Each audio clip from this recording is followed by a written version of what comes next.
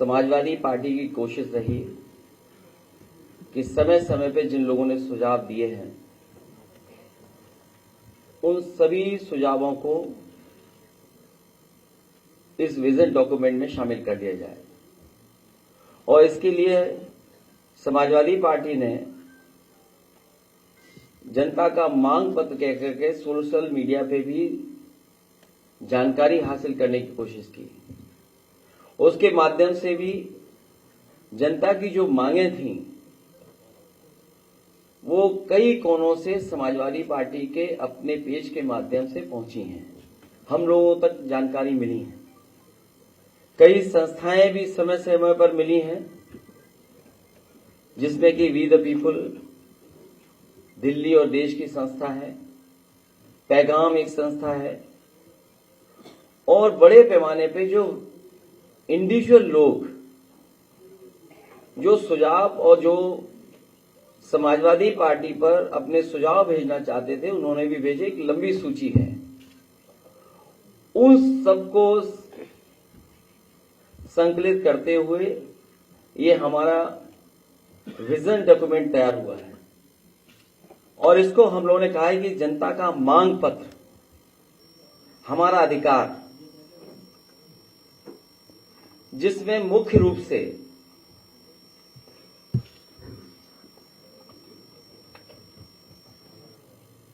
क्योंकि मैं बहुत डिटेल में नहीं जाऊंगा क्योंकि ये विजन डॉक्यूमेंट है, इसलिए जो मुख्य रूप से बातें रखी इसके अंदर इस जनता के मांग पत्र में, वो सबसे पहले संविधान बचाने का अधिकार, लोकतंत्र की रक्षा का अधिकार, मीडिया की आजादी का अधिकार, लोकतांत्रिक संस्थाओं की स्वतंत्रता एवं स्वायत्तता का अधिकार, न्याय और समानता का अधिकार, सामाजिक न्याय का अधिकार। और जहां सामाजिक न्याय के अधिकार की जब हम बात करें तो वो देश के विकास के लिए जरूरी है, देश की खुशहाली के लिए जरूरी है, सबको साथ लेकर के चलने के लिए जरूरी है। और जब हम इंक्लूसिव डेवलपमेंट की बात करें तो सामाजिक न्याय के बिना इंक्लूसिव डेवलपमेंट कैसा। इसलिए देश के विकास की धुरी है जाति जनगणना, जो जरूरी है।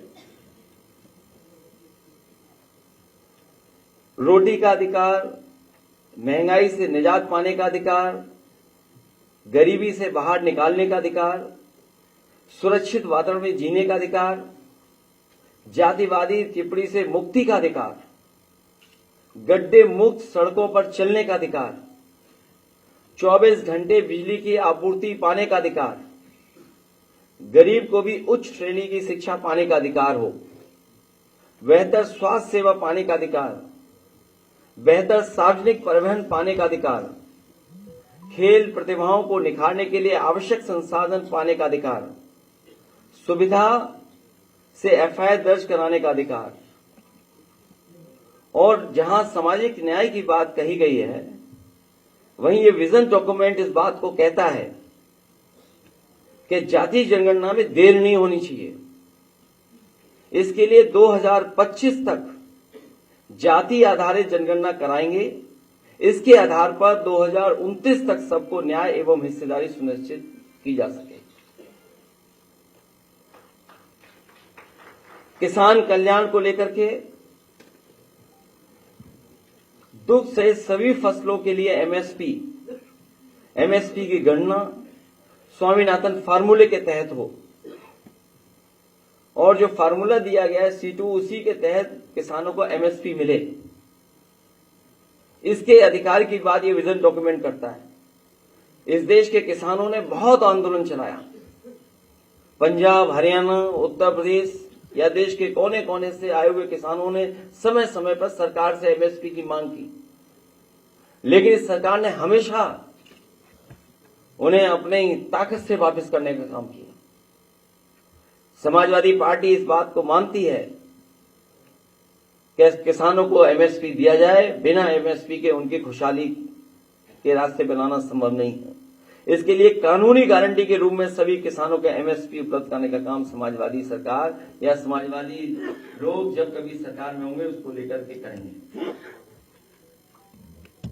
युवा और रोजगार, इधर जो देश के आंकड़े आ रहे हैं, बड़े पैमाने पर बेरोजगारी बढ़ी है। आंकड़े तो 80% से ऊपर बताते हैं, लेकिन जब गांव में हम लोग जाते हैं तो देखने को मिलता है कि 90% से ज्यादा नौजवान के हाथ में न रोजगार है न नौकरी है। देश जो इतना बड़ा है, संसाधन की कोई कमी नहीं, लेकिन उसके बावजूद भी इतने बड़े पैमाने पर बेरोजगारी किसी ने नहीं देखी। और फिर उत्तर प्रदेश का हाल तो और आगे है। ये सरकार क्योंकि आरक्षण नहीं देना चाहती, इसलिए नौकरी नहीं देना चाहती और जानबूझ करके पेपर लीक करा रही है सरकार। जितने भी पेपर हुए हैं, एक दो नहीं, लगभग 9-10 ऐसी परीक्षाएं जिनके पेपर लीक हुए हैं।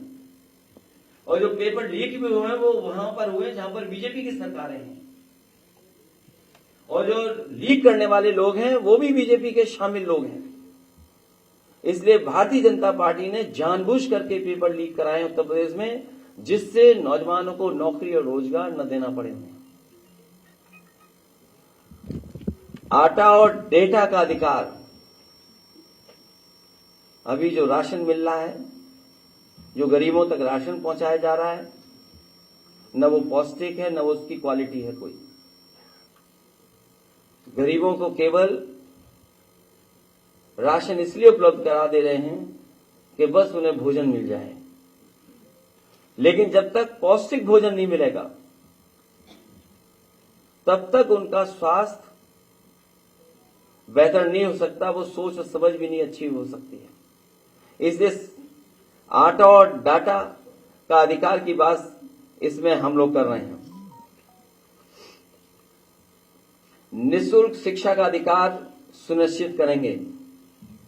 शिक्षा के लिए बजट जीडीपी के 3% से बढ़ा करके 6% लगभग दोगुना करने का ये विजन डॉक्यूमेंट में हम लोग शामिल कर रहे हैं। महिलाओं के खिलाफ अपराध के लिए जीरो टॉलरेंस एवं देशव्यापी हेल्पलाइन कैसे उपलब्ध हो उनको, उसके लिए काम करेंगे। उत्तर प्रदेश का जब चुनाव था उस समय समाजवादी पार्टी ने इस बात को माना था कि ओल्ड पेंशन स्कीम को लागू किया जाए। इस विजन डॉक्यूमेंट में भी हम लोग शामिल कर रहे हैं। पुरानी पेंशन योजना, ओपीएस को पैरामिलिट्री सहित सभी के लिए फिर से बहाल किया जाएगा, क्योंकि ये मांग हमारे सभी कर्मचारियों की है। जिस तरीके से सीमाएं असुरक्षित होती जा रही हैं और समय समय पर अखबारों के माध्यम से कुछ और माध्यम उससे जो जानकारी मिलती है, भारत का कुछ हिस्से में बहुत ज्यादा सीमाएं सिकुड़ रही हैं और इस सरकार ने जानबूझ करके अग्निवीर लाने का काम किया है। और अग्निवीर व्यवस्था इसलिए लाई है सरकार क्योंकि जो हमारे गांव के परिवारों के बच्चे जो चले जाते थे, उनकी आर्थिक और सामाजिक दोनों पहलुओं पे उनकी तरक्की हो जाती थी, खुशहाली आ जाती थी, उन्हें सम्मान मिलने लगता था, आर्थिक रूप से वो थोड़े बहुत खुशहाल हो जाते थे, उनकी अगली पीढ़ी अच्छा पढ़ लिख लेती थी, नौकरी अच्छी पा लेती थी। इसलिए जानबूझ करके कि गांव गरीब के बच्चे पढ़ ना पाए, आगे न बढ़ पाए, ये अग्निवीर व्यवस्था लाने का काम किया है। इस विजन डॉक्यूमेंट में समाजवादी पार्टी और हम सब का मानना है अग्निवीर नीति को समाप्त किया जाएगा। सशस्त्र बलों में नियमित भर्ती एक बार फिर से शुरू की जाने का काम होगा।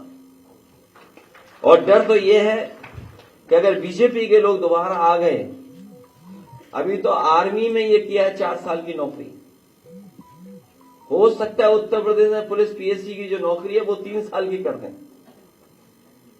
तो अभी तो अग्निवीर की है, इन्होंने फौज का किया है। हो सकता है उत्तर प्रदेश में भी ये व्यवस्था लागू कर दें कि जो पुलिस के लोग हैं इनको 3 साल की नौकरी दें बस। इसलिए विजन डॉक्यूमेंट के साथ हम लोग जनता के बीच में जा रहे हैं। हमें उम्मीद है कि जनता हमारा समाजवादियों का और गठबंधन का समर्थन करेगी। उत्तर प्रदेश में ऐतिहासिक जीत होकर के गठबंधन सबसे ज्यादा सीटें जीत करके आएगा और जनता जब साथ हो और जनता का ही विजन डॉक्यूमेंट हो तो सबसे ज्यादा सीटें समाजवादी पार्टी और गठबंधन जीतने जा रहा है।